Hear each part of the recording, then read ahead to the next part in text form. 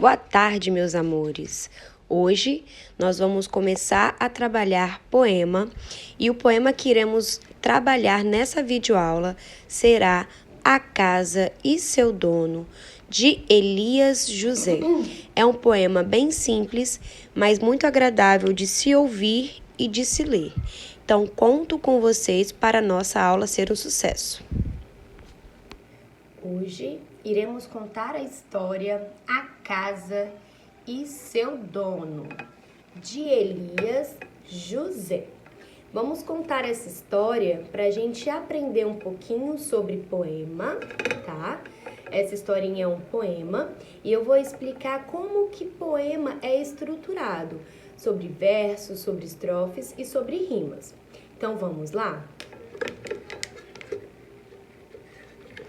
Era uma casa de caco. Quem mora nela, tia Maiara? O macaco. Era uma casa bonita. Quem mora nela, tia Maiara? É a cabrita. Era uma casa de cimento. Quem mora nela, tia Maiara? É o jumento. Era uma casa de telha. Quem mora nela, tia Maiara? É a abelha. Era uma casa de lata.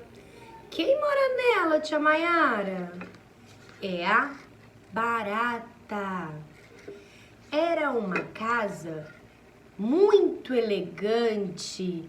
Quem mora nela é o elefante.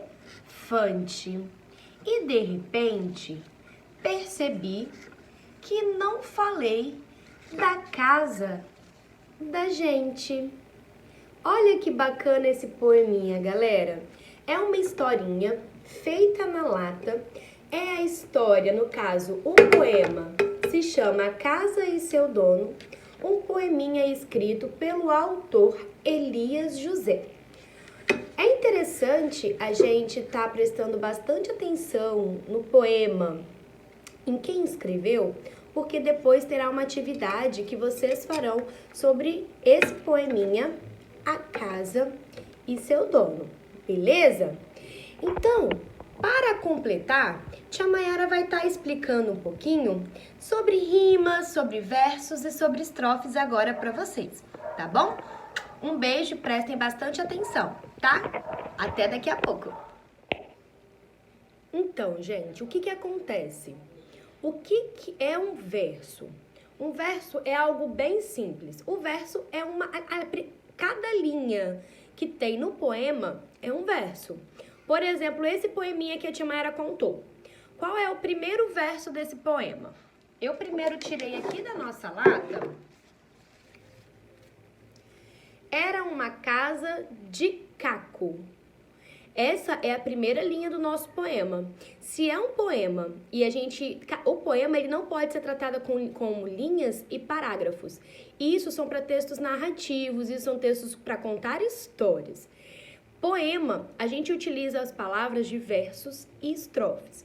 Então, no caso de um texto narrativo, de, por exemplo, Um Conto Era Uma Vez, lá tem as linhas e o conjunto dessas linhas vão formar parágrafos, correto?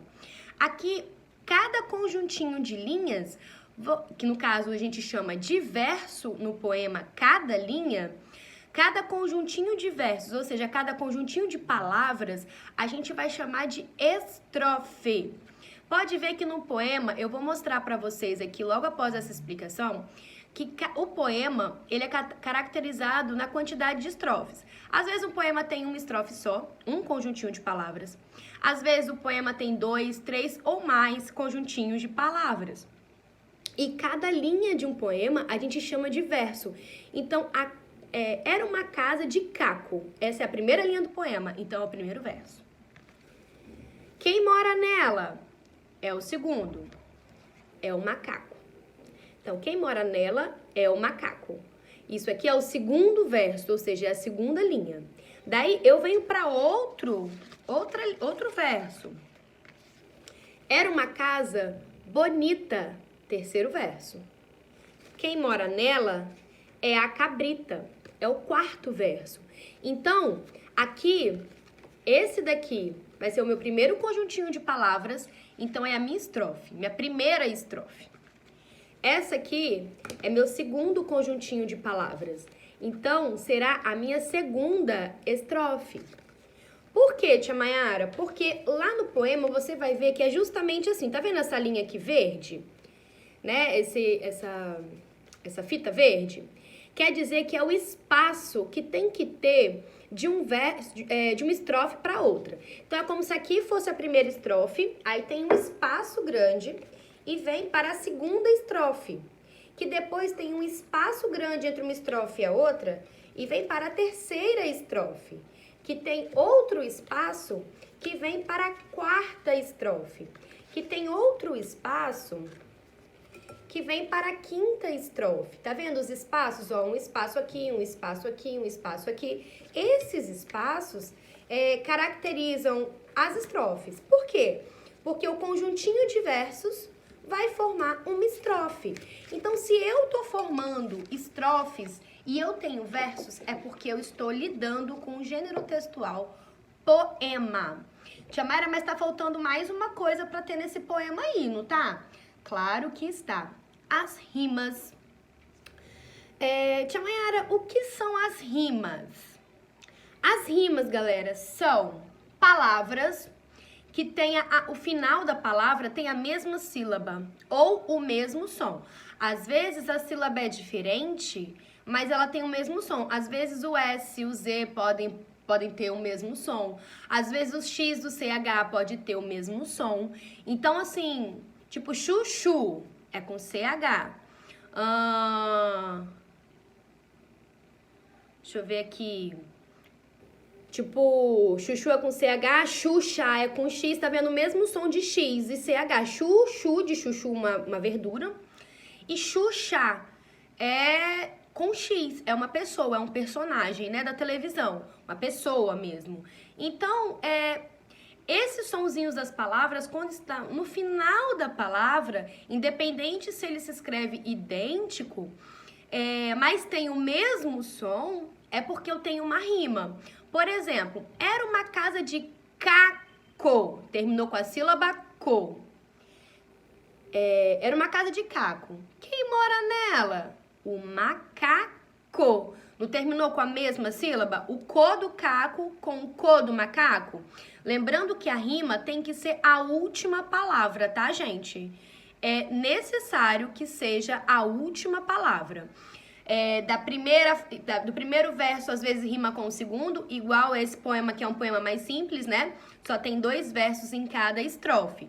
Mas existem alguns poemas que tem 4 versos em estrofes, às vezes 3. Aí o primeiro, às vezes, rima com o último, às vezes o primeiro rima com o terceiro e o segundo rima com o quarto. Vocês vão ver nas atividades que a gente vai estar mandando aí pra vocês, algumas que vocês já até fizeram no livro sobre Quem Disse Chapeuzinho, que é bem bacana, né? Diferente faz uma releitura da história da Chapeuzinho Vermelho, chamando ela de chata e tudo mais, é bem legal. Em sala de aula a gente costuma fazer um diálogo entre um menino e uma menina, o Lobo Mau e o Chapeuzinho, e aí dá super certo que a gente se diverte bastante. Mas, como a gente não tá na escola, vocês podem estar escolhendo alguém dentro de casa para estar fazendo esse diálogo com vocês. É muito bacana, tá? Vale a pena. É bom que treina a leitura também. Mas, enfim, as rimas é quando eu tenho a última sílaba igual ou com o mesmo som, como caco e macaco. Como era uma casa bonita, quem mora nela? A cabrita. Era uma casa de telha, quem mora nela? Abelha. Telha, abelha. Era uma casa feita de cimento, quem mora nela? O jumento. Cimento e jumento. Lembrando que quando eu escrevo o meu poema, eu peguei a minha palavra que vai ser a última, eu tenho que escrever embaixo uma frase em que a última palavra rime com a última do verso de cima. Então, prestem bem atenção. Era uma casa de cimento. Cimento foi a última palavra. Cabia mais coisas na linha? Cabia, mas isso não é a estrutura de um poema, ok? Eu cheguei na palavra que eu vou rimar com a palavra de baixo, então ali eu paro e desço na linha de baixo e começo a escrever o outro verso. Então, o outro verso seria: quem mora nela é o jumento. Porque cimento, que está no verso de cima, a última palavra, rima com jumento, a última palavra do verso de baixo, ok? Assim se segue o poema inteiro. Eu vou estar colocando aqui uma imagem do poema e vou estar mostrando a vocês cada rima que tem nesse poema. E daí, vamos praticar um pouquinho as nossas rimas? Vamos imaginar uma outra palavra que pode rimar. Por exemplo, era uma casa feita de caco. Quem mora nela? Quem que pode morar nessa casa? Sem ser o macaco que rima com caco. Arrume uma outra palavra que rime com caco. Ou então, era uma casa bonita. Quem mora nela? Em vez de ser a cabrita, escolha uma outra coisa, um outro elemento, um outro ser vivo para morar nela, em vez de ser a cabrita. Qual é a palavra que rima com bonita? Beleza? Vamos treinar. Eu vou botar o poema aqui e vocês vão olhando as últimas palavras que rimam e tenta trocar.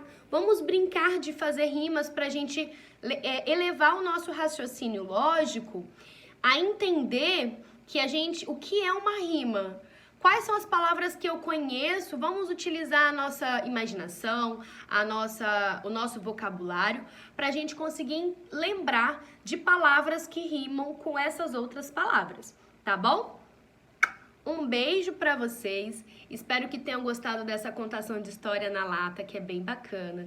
E a próxima vai ser da hora também, tá bom? Tia Mayra já está produzindo, mas não vai ser na lata, vai ser uma história bem legal, vai ser na caixa. Tchau, tchau. Vamos lá dar uma lida nesse poema maravilhoso que a gente acabou de estudar. Conto com vocês. E no final tem um lembrete sobre o que é rima. Um beijo e até a próxima.